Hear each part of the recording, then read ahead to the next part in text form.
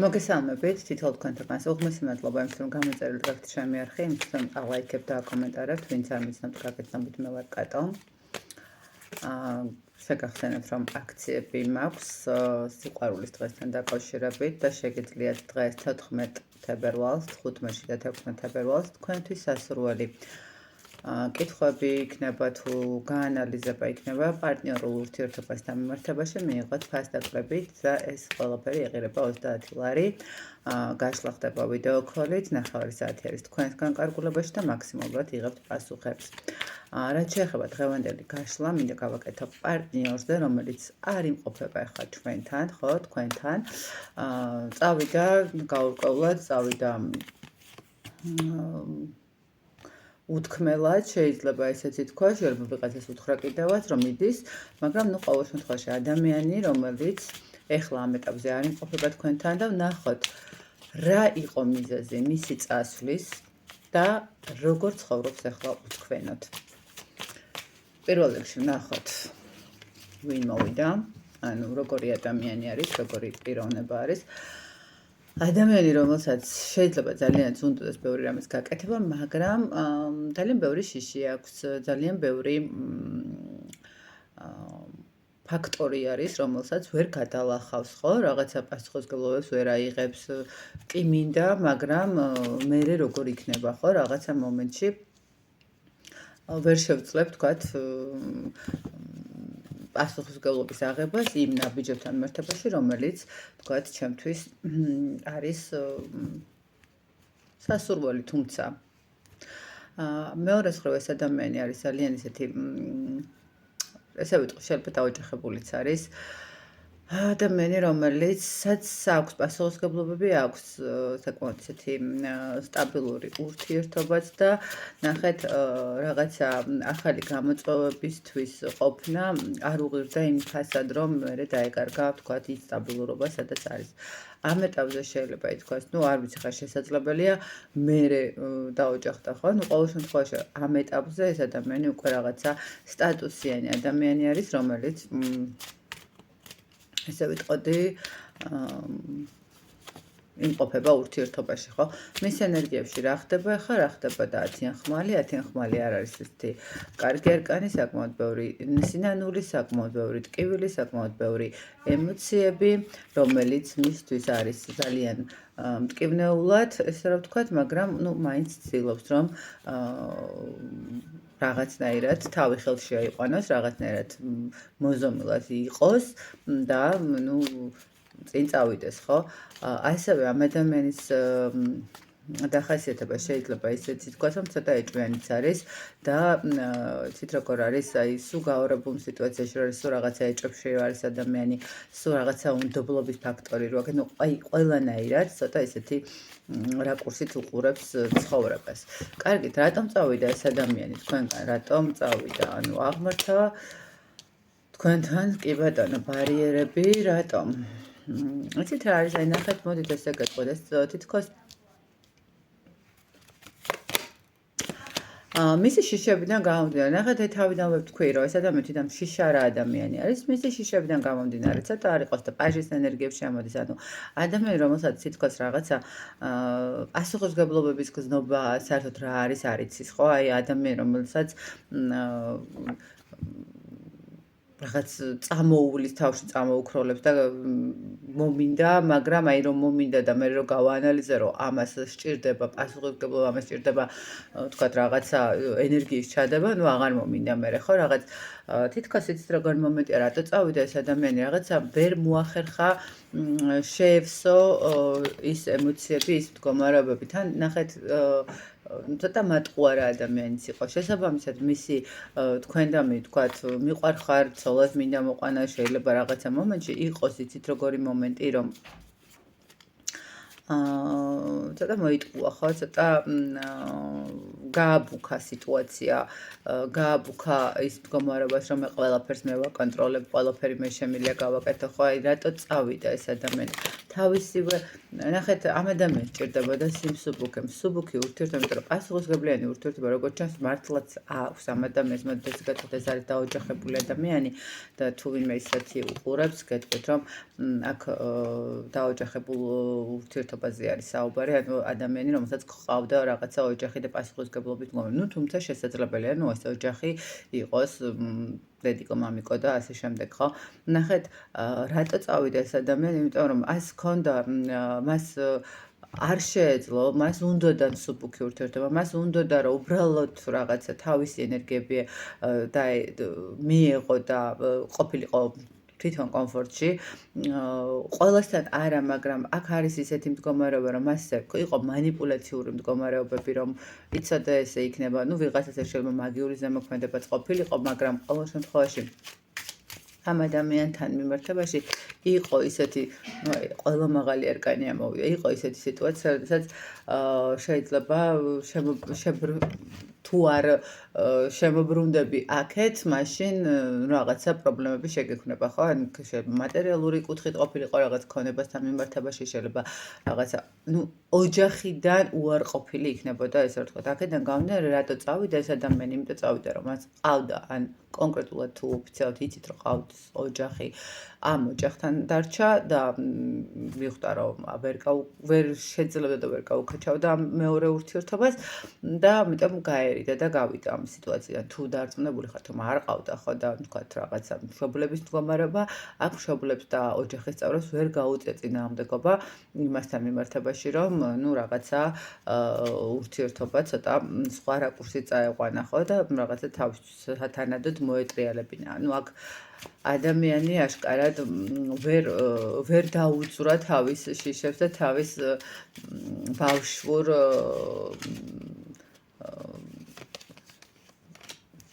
ესე მდგომარეობას, რომელიც არის სტაბილურობა, ხო? აი რაღაც შეიძლება სულაც არ არის ბედნიერი იქ, სადაც არის, სულაც არ გრძნობს თავს კარგად, ძალიან ზენატრებით თქვათ, ხო?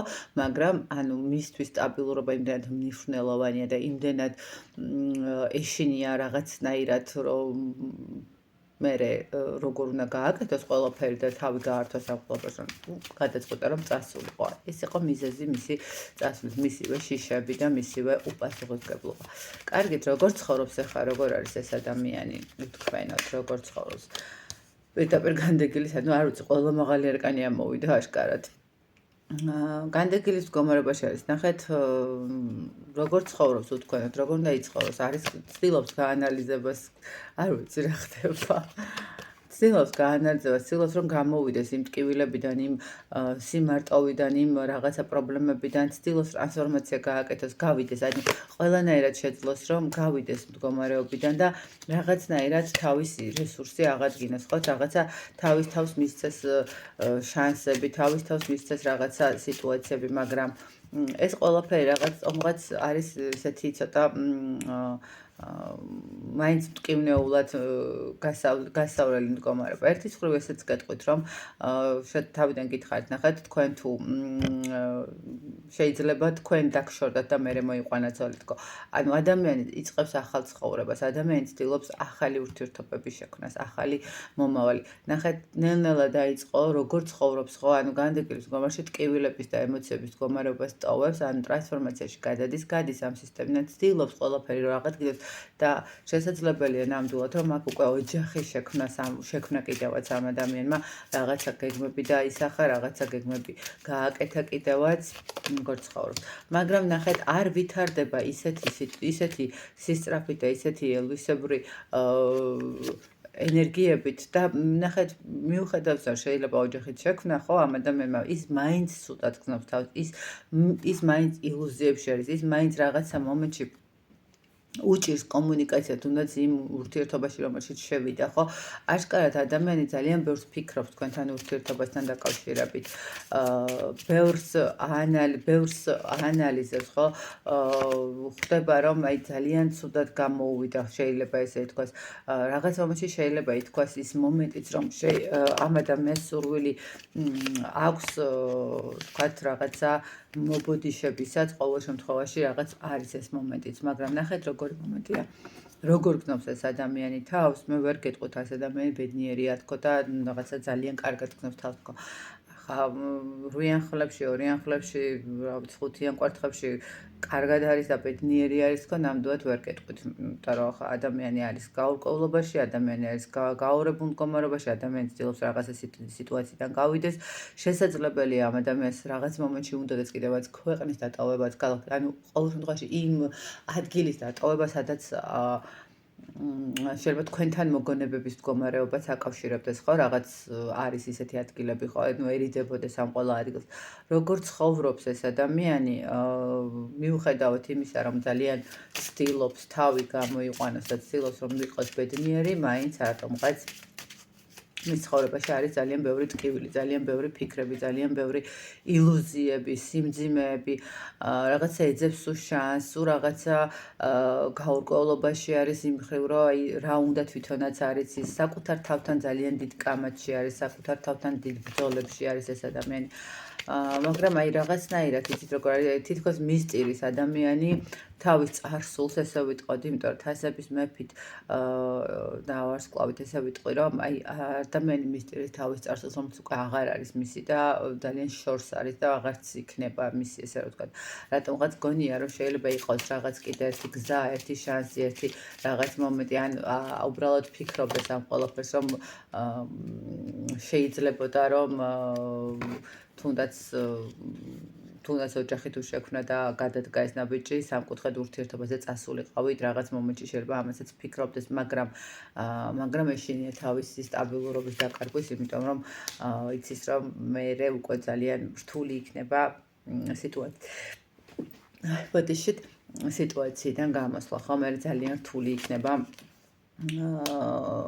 ეს ჩახლართული ამბების მერე გამოსწორება, ხო, რა უნდა როგორ ცხოვრობს, ნუ ცდილობს ურთიერთობებს, ვერ გიტყვით რომ არ ცდილობს ურთიერთობას, ცდილობს რომ მის გვერდზე იყოს ადამიანი, შექმნას ოჯახი, შეიძლება შექმნა კიდევაც ოჯახი, გამოვიდეს სიტუაციიდან, გამოვიდეს მდგომარეობიდან და რაღაცნაირად დააბალანსოს თავისი თავი, ხო? თუმცა ძალიან მტკივნეული არის, ძალიან ბევრი ბრძოლებით არის მაინც ეს ყველაფერი და მაინც ვერ ხედავს გამოსავალს თავისი ცხოვრების წინ წაყვანისკენ, აი ეს რაღაცა ამ სიტუაციით არის. ნუ ყოველ შემთხვევაში ნახეთ, მოდით ასე ვკითხოთ, დაბრუნდება თუ არა თქვენთან, იმიტომ რაღაც ისე დარწმუნებული ვარ, რომ გაქვთ ამ კითხვის სურვილი, დაბრუნდება თუ არა თქვენთან.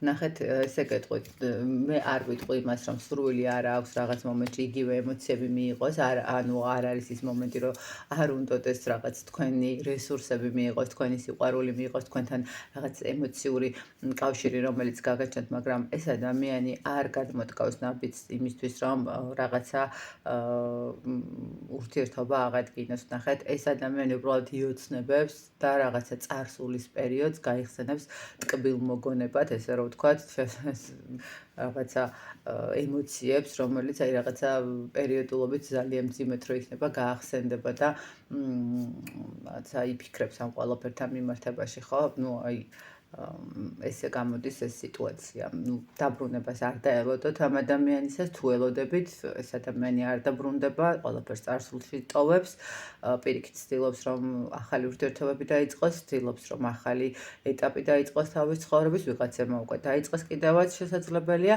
თუმცა ნუ მტკივნეულად გადის პროცესს აშკარად. ნუ ყოველ შემთხვევაში მისი შიშები თქვენთან მიმართებაში